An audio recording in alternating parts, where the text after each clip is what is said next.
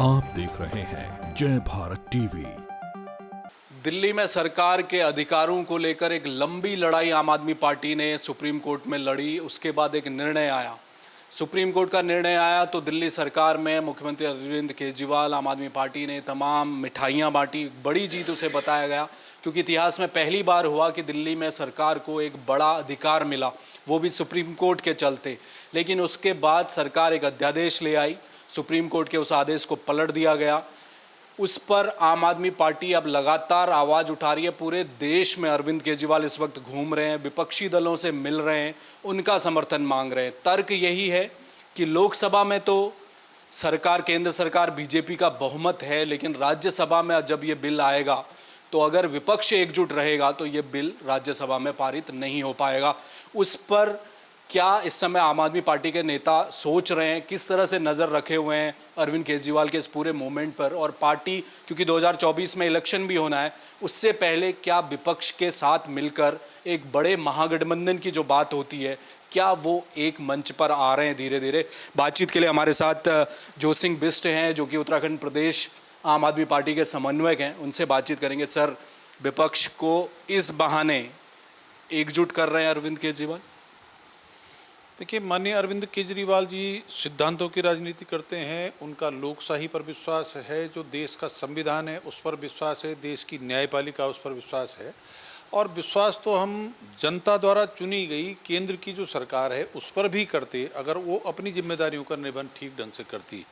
लेकिन आप देख रहे हैं कि 2014 के बाद देश के अंदर जो शासक वर्ग है, जो सत्ता की कुर्सी पर बैठे लोग हैं, उन्होंने जिस तरह से भेदभाव की राजनीति शुरू की, अपनों के लिए अलग नियम और दूसरी विपक्षी पार्टियों के लिए अलग नियम बनाए, राज्यपाल को इतना शक्तिशाली बना दिया कि वो विरोधी पार्टियों की, विपक्षी पार्टियों की सरकार को कामकाज नहीं करने दे रहे हैं। और ख़ासकर दिल्ली के जो हालत है, क्योंकि दिल्ली में जो सरकार है उसको पूरे अधिकार नहीं है। दिल्ली में 3 विषय लेफ्टिनेंट गवर्नर के अधीन है और बाकी विषय सरकार के अधीन है। और ऐसा 2016 से पहले दिल्ली में जो सरकार रही उनके पास वो अधिकार सारे रहे। 2016 में केंद्र सरकार ने अपने लेफ्टिनेंट गवर्नर के माध्यम से दिल्ली सरकार के अधिकारों पर अतिक्रमण करके जो विकास की गति, विकास का मॉडल केजरीवाल जी ने तैयार किया, उस पर ब्रेक लगाने का, रोक लगाने का काम किया, उस पर अड़चन करने का काम किया। तो माननीय उच्चतम न्यायालय ने जो लोकशाही है उसको जीवित रखते हुए, जो न्यायपालिका के प्रति लोगों को विश्वास है उसको ताकत देते हुए जो फैसला दिया, केंद्र सरकार ने जैसे ही न्यायालय की छुट्टी हुई तो उस फैसले को पलट करके एक अध्यादेश के माध्यम से केजरीवाल सरकार के अधिकारों पर कटौती कर दी। ये चिंताजनक है। और अब क्योंकि जो अध्यादेश आया है, केंद्र सरकार के पास का लोकसभा में बहुमत है, वो लोकसभा में उस बहुमत के आधार पर पास कराने के बाद जब राज्यसभा में जाएगी तो वहाँ पर जो आज विधानसभाओं का देश के अंदर सिनेरियो है, तो राज्यसभा सदस्यों की संख्या में भाजपा के पास बहुमत नहीं है। तो माननीय अरविंद केजरीवाल जी ने पूरे देश के राज्यों में जो अलग अलग राजनीतिक दलों के नेता हैं, जिनके राज्यसभा में, जिनकी पार्टी के राज्यसभा सांसद हैं, उनके पास जाकर के अब तक 1 दर्जन से अधिक नेताओं से मिल करके उन्होंने उनसे बातचीत की। और मुझे इस बात की खुशी है कि सब ने अरविंद केजरीवाल जी के इस बात पर समर्थन जाहिर करते हुए कहा कि लोकशाही की रक्षा के लिए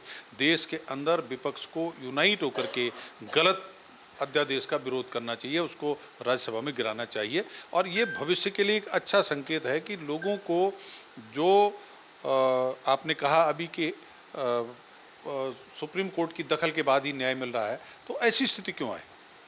जो राजनीतिक दल हैं, जो विपक्ष में बैठे हुए लोग हैं, उनके पास जो ताकत है उसका उपयोग करके जो प्रजातांत्रिक तरीका है उसके माध्यम से उस का फैसला कराया जाए। तो इस पर अरविंद केजरीवाल जी काम कर रहे हैं और मुझे खुशी है कि उन्होंने जो राह चुनी है, ये 2024 में भारतीय जनता पार्टी के लिए एक बड़ा चैलेंज के रूप में सामने आने वाला है। अरविंद केजरीवाल ये बात कह भी चुके हैं सर कि वो तो इस बात को कह रहे हैं कि अगर विपक्ष 2024 के लिए एकजुट होना चाह रहा है तो उनके लिए उन्होंने इस अध्यादेश को एक टास्क बना के सामने रख दिया है कि आप राज्यसभा में इसे गिराइए, तो इसका मतलब विपक्ष एक साथ है। देखिए, निश्चित रूप से ऐसे मौके जब आते हैं लिटमस पेपर टेस्ट के रूप में, तो केजरीवाल जी ने बुद्धिमत्तापूर्वक सब लोगों को एकजुट करने के लिए ये जो पहल की है वो स्वागत योग्य है। और भविष्य के लिए, देश के लोकतंत्र की रक्षा के लिए, देश के आर्थिक सुधारीकरण के लिए और देश को समग्र विकास के रास्ते पर ले जाने के लिए ये एक सही समय पर लिया गया सही फैसला है।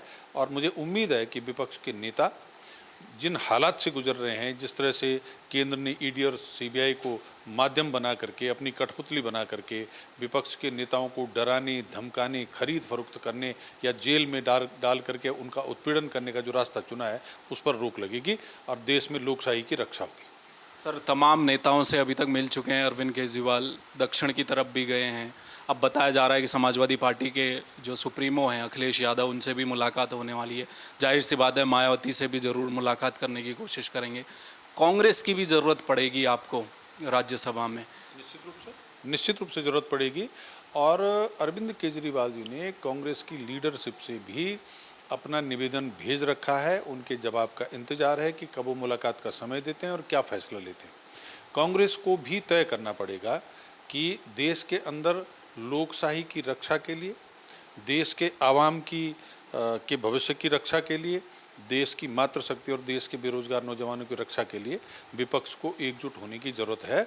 और उसमें कांग्रेस अगर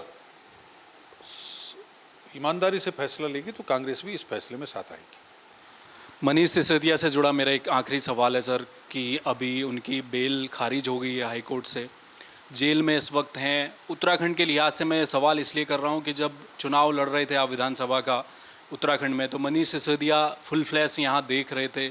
उन्होंने प्रेस कॉन्फ्रेंस भी की। उस समय एक चर्चा ये भी उठने लगी कि अगर आम आदमी पार्टी उत्तराखंड में आती है, मनीष सिसोदिया बगल यूपी से आते हैं, तो उनका एक ऐसा चेहरा है कि वो उत्तराखंड में मुख्यमंत्री भी बन सकते हैं।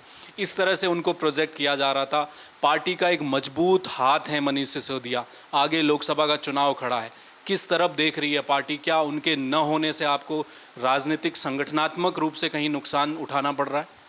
देखिए, मनीष सिसोदिया देश के वो शिक्षा मंत्री हैं जिन्होंने दिल्ली के अंदर काम करके दिखाया और दिल्ली के स्कूलों की हालत जो बद से बदतर थी उसको विश्व स्तरीय शिक्षा का मॉडल बना करके दिखाया। उन मनीष सिसोदिया की लोकप्रियता से भारतीय जनता पार्टी को निश्चित रूप से कहीं भय दिखाई दिया कि अगर उनके जो संघीय स्कूल हैं उनके बजाय सरकारी स्कूल ऐसे हो सकते हैं तो उनको भविष्य के लिए खतरा दिखाई दिए। इसलिए उन्होंने मनीष सिसोदिया को टारगेट बनाया। सत्येंद्र जैन ने जो स्वास्थ्य सेवाओं में काम किया, जो दिल्ली के अंदर पीडब्ल्यूडी में जो उन्होंने काम किया और हर योजना में पैसे बचाने का काम किया, तो इन दो लोगों को उन्होंने जेल में डाल करके कोर्ट के सामने गलत तथ्य पेश करके जिस तरह से उनकी जमानत खारिज करवा रहे हैं, तो हाई कोर्ट से जमानत खारिज हुई, सुप्रीम कोर्ट है ना, सुप्रीम कोर्ट में जाएंगे और हमें पूरी उम्मीद है कि जो गलत तथ्य पेश करके उन्होंने जमानत रुकवाने का काम किया, सुप्रीम कोर्ट उस पर विचार करके और मनीष सिसोदिया जैसे होनहार और जो भविष्य के लिए देश की शिक्षा जगत के लिए एक क्रांतिकारी व्यक्ति के रूप में हैं, उनको बेल मिलेगी। और फिर हम सब जो चाहे उत्तराखंड हो, चाहे उत्तर प्रदेश हो, चाहे दिल्ली हो, यहाँ पर उसी शिक्षा मॉडल के साथ लोगों के बीच में जाकर के यहाँ पर आम आदमी पार्टी की मजबूत उपस्थिति दर्ज कराने का काम करेंगे। आप देखिए, आज कोई आदमी हो, चाहे गरीब से गरीब हो, उसकी पहली प्राथमिकता अपने बच्चे की शिक्षा है, अपने बच्चे के लिए बेहतर शिक्षा है। और संसाधन न होने के कारण उसको सरकारी स्कूल या कम फीस वाले प्राइवेट स्कूल में पढ़ाना पड़ता है। उस जो शिक्षा का मॉडल केजरीवाल जी के नेतृत्व में मनीष सिसोदिया ने पेश किया, वो जिस राज्य में आम आदमी पार्टी की सरकार बनेगी, जैसे पंजाब में शुरू हो गया और जहां बनेगी वहां शुरू होगा, तो आप समझ लीजिए कि ऐसे व्यक्ति की देश को ज़रूरत है, केवल आम आदमी पार्टी को नहीं, देश को ज़रूरत है। तो मनीष सिसोदिया इन सारे झंझटों से निकल करके आएंगे और फिर से अपना काम शुरू करेंगे।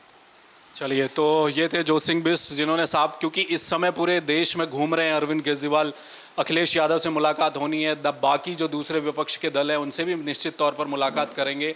कांग्रेस की ज़रूरत पड़ेगी, बिल्कुल पड़ेगी।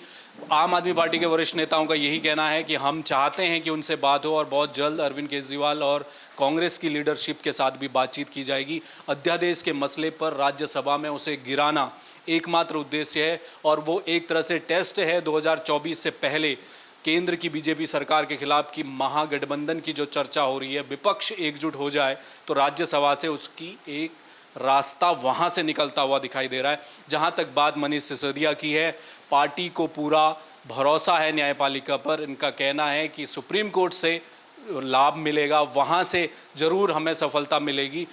बाहर आएंगे, 2024 का चुनाव है, उससे पहले उत्तराखंड में एक निकाय चुनाव होना है। सारे चुनाव में मनीष सिसोदिया की ज़रूरत है, समय पर वो बाहर आएंगे, उन्हें न्याय मिलेगा और पार्टी एकजुट होकर चुनाव लड़ेगी। कैमरा मयूर उपाध्याय के साथ हेमंत, जय भारत टीवी।